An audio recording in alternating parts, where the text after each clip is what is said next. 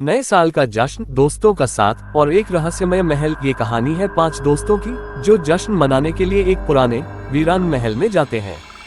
कहते हैं ये महल भूतिया है और यहाँ आने वाले लोग कभी वापस नहीं लौटते।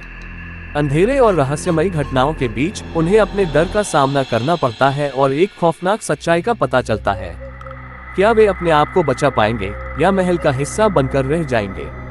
इस कहानी में आपको डर, रहस्य और सस्पेंस का ऐसा मिश्रण मिलेगा जो आपकी सांसें रोक देगा। कहीं न कहीं बात Hindi horror story haunted new year party. साल की आखिरी रात थी। चारों तरफ जश्न का माहौल, रंगीन लाइटें और हर तरफ खुशियों की आवाज। लेकिन कुछ कहानियां ऐसी होती हैं जो जश्न के पीछे छिपे अंधेरे को उजागर कर देती हैं। आकाश, एक युवा और उत्साही लड़का, अपने दोस्तों के साथ एक खास न्यू ईयर पार्टी में जाने की तैयारी कर रहा था। ये पार्टी शहर से दूर एक पुराने वीरान महल में होनी थी। कहते हैं वह महल 100 साल पुराना है और वहाँ अजीब घटनाएं होती रहती हैं। पर दोस्तों के मजाक और डरावनी कहानियों के चक्कर में कौन यकीन करता है ना? क्या तुम सच में इस महल में जाना चाहते हो? आकाश की दोस्त नंदिता थोड़ा डरी हुई आवाज में बोली। अरे तुम इतनी डरपोक कब से हो गई? ये बस अफवाहें हैं, आकाश ने हंसते हुए जवाब दिया। नंदिता ने फिर कहा, मुझे ये जगह अजीब लगती है। मैंने सुना है वहाँ रात के वक्त अजीब अजीब आवाजें आती हैं और एक लड़की की चीख भी। महल की ओर सफर। रात के करीब 10 बजे आकाश और उसके 4 दोस्त नंदिता, रोहन, मेघा और साहिल उस पुराने महल की ओर बढ़ने लगे। महल का रास्ता घने जंगल से होकर गुजरता था। रास्ता अंधेरे में डूबा हुआ था और हवा में एक अजीब सी ठंडक थी। ये रास्ता तो सच में डरावना है, रोहन ने कहा जब उनकी कार महल के पास पहुंची। महल के बड़े बड़े दरवाजे खुल चुके थे। अंदर एक अलग ही माहौल था, अंधेरा, धूल और सन्नाटा। लेकिन कुछ लोग पहले से वहां पहुंच चुके थे। संगीत बज रहा था और पार्टी शुरू हो चुकी थी। एक रहस्यमयी लड़की। पार्टी में सब कुछ सामान्य लग रहा था जब तक आकाश की नजर एक खूबसूरत लड़की पर नहीं पड़ी। वह सफेद ड्रेस में थी और उसकी आंखों में एक अजीब सा आकर्षण था। आकाश उसकी तरफ खींचा चला गया। हाय, मैं आकाश हूँ। तुम कौन हो? लड़की मुस्कुराई, लेकिन उसका चेहरा भावशून्य लग रहा था। मैं सिया हूँ। तुमने मुझे याद किया। आकाश चौंक गया। हम पहले कभी मिले हैं, सिया ने कहा। शायद, बहुत पहले। डरावनी घटनाएं शुरू। रात गहराती गई। 12 बजने में कुछ ही समय बाकी था। तभी महल की बत्तियां अचानक बंद हो गईं। अरे ये क्या हुआ? साहिल चिल्लाया। चारों तरफ अंधेरा और सन्नाटा फैल गया। अचानक एक चीख सुनाई दी। नंदिता डरकर आकाश से लिपट गई। ये आवाज कहाँ से आई? मेघा कांपती हुई बोली। तभी पार्टी में आई भीड़ धीरे धीरे गायब होने लगी। अब केवल आकाश और उसके दोस्त बच गए थे। सब लोग कहाँ चले गए? साहिल ने घबराते हुए पूछा। और फिर एक दरवाजा अपने आप खुला। चर्च, सच्चाई का खुलासा। दरवाजे के पीछे वही लड़की खड़ी थी, सिया। लेकिन इस बार उसके चेहरे पर खून के धब्बे थे। उसकी मुस्कान डरावनी थी। तुम सबको यहाँ नहीं आना चाहिए था। ये महल तुम्हारे लिए नहीं है, रोहन चिल्लाया। तुम कौन हो और ये सब क्या हो रहा है? सिया ने ठंडी आवाज में कहा, मैं वही हूँ जिसने इस महल में 50 साल पहले अपना जीवन खो दिया था। तुम्हारे जैसे कुछ लोगों ने मेरी जान ली थी और अब हर नए साल की रात मैं यहाँ आती हूँ नए मेहमानों का स्वागत करने। आकाश ने हिम्मत जुटाकर पूछा, लेकिन हमने तुम्हारा क्या बिगाड़ा है? सिया हंसी। तुम्हारा आना ही तुम्हारी सबसे बड़ी गलती है। अंतहीन दौड़। इसके बाद जो हुआ वह किसी बुरे सपने से कम नहीं था। दरवाजे अपने आप बंद होने लगे, दीवारों से खून टपकने लगा और फर्श से सफेद धुएं का गुबार उठने लगा। साहिल भागते हुए बोला, यहाँ से निकलो जल्दी। पर जैसे ही उन्होंने दरवाजे की तरफ दौड़ लगाई, दरवाजा गायब हो गया। महल अब किसी भूलभुलैया जैसा लगने लगा। यहाँ से बाहर निकलने का कोई रास्ता नहीं है, सिया की आवाज गूंजी।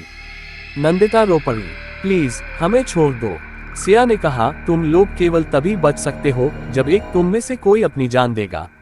मौत का खेल। सभी एक दूसरे को देखने लगे। यह मजाक नहीं है, रोहन ने चीख कर कहा। सिया ने घड़ी की ओर इशारा किया।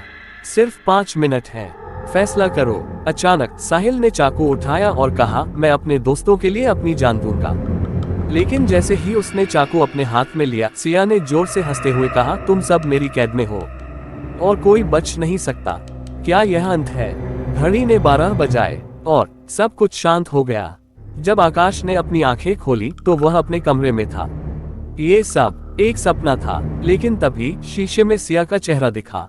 आकाश ने शीशे में सिया का चेहरा देखा और उसकी रीढ़ में सिहरन दौड़ गई। वह घबराकर पीछे हटा और जल्दी जल्दी कमरे की लाइट्स ऑन करने की कोशिश करने लगा, लेकिन स्विच काम नहीं कर रहे थे। कमरा घने अंधकार में डूबा हुआ था। यह क्या हो रहा है? मैं सपने में तो नहीं हूँ, आकाश बड़बड़ाया। तभी सिया की ठंडी और डरावनी आवाज कमरे में गूंज उठी। तुम्हें लगा ये खत्म हो गया? ये तो अभी शुरू हुआ है। डर का साया। आकाश ने खिड़की से बाहर झांका। वहां वही महल दिख रहा था जिसे वह और उसके दोस्त छोड़कर आए थे। लेकिन ये कैसे संभव है? वह तो अपने घर में था। नहीं, ये सब गलत है। मुझे वहां से निकल जाना चाहिए। वह तेजी से दरवाजे की ओर भागा, लेकिन दरवाजा बंद था। उसने पूरी ताकत से दरवाजा खोलने की कोशिश की, पर दरवाजा जरा भी नहीं हिला। तभी उसके चारों तरफ अजीब अजीब आवाजें गूंजने लगी, किसी के रोने की, चीखने की और अजीब सी फुसफुसाहटें। दोस्तों की तलाश। आकाश को अचानक अपने दोस्तों की याद आई। उसने फोन उठाकर नंदिता को कॉल किया, पर हर बार कॉल कट जाता। नंदिता, प्लीज उठाओ, मैं अकेला हूँ। फिर उसने साहिल, रोहन और मेघा को कॉल किया, लेकिन किसी का भी जवाब नहीं मिला। तभी फोन की स्क्रीन पर अचानक सिया का चेहरा उभर आया। वह हंसते हुए बोली, तुम्हारे दोस्त अब मेरे पास हैं। अगर उन्हें बचाना चाहते हो तो तुम्हें वापस महल आना होगा। वापसी की तैयारी। आकाश के पास कोई और चारा नहीं था। उसने हिम्मत जुटाई और अपने घर से बाहर निकला। पर यह क्या, बाहर का पूरा रास्ता बदल चुका था। वह गली जहां वह रहता था अब किसी भूतिया जंगल की तरह दिख रही थी। पेड़ सड़े गले लग रहे थे और हर ओर अजीब सी गंध फैली थी। आकाश ने खुद से कहा, मुझे हिम्मत रखनी होगी। मैं अपने दोस्तों को बचाने के लिए ये सब करूंगा। महल का नया रहस्य। आकाश महल तक पहुंचा। इस बार महल और भी डरावना लग रहा था। दरवाजे पर एक नई चेतावनी लिखी हुई थी, यहाँ कदम रखने वाला कभी वापस नहीं जा सकता। आकाश दरवाजा खोलते ही अंदर चला गया। हर तरफ घना अंधेरा था। उसने मोबाइल की फ्लैशलाइट ऑन की और दोस्तों को ढूंढने लगा। अचानक उसे रोहन की आवाज सुनाई दी, आकाश, हमें बचा लो। आवाज सुनकर वह तेजी से उस दिशा में दौड़ा। लेकिन ये क्या? रोहन दीवार के अंदर फंसा हुआ था। आकाश, जल्दी, मुझे यहाँ से निकालो। आकाश ने रोहन को खींचने की कोशिश की, लेकिन दीवार और सख्त हो गई। तभी सिया की आवाज फिर गूंजी, एक को बचाने के लिए तुम्हें कुछ कुर्बानी देनी होगी। कुर्बानी का खेल। आकाश ने गुस्से में कहा, मैं कुछ नहीं दूंगा। तुम हमसे जो चाहती हो वह कभी नहीं मिलेगा। सिया उसके सामने प्रकट हुई। इस बार उसकी आंखों से हॉन्टेड न्यू ईयर पार्टी।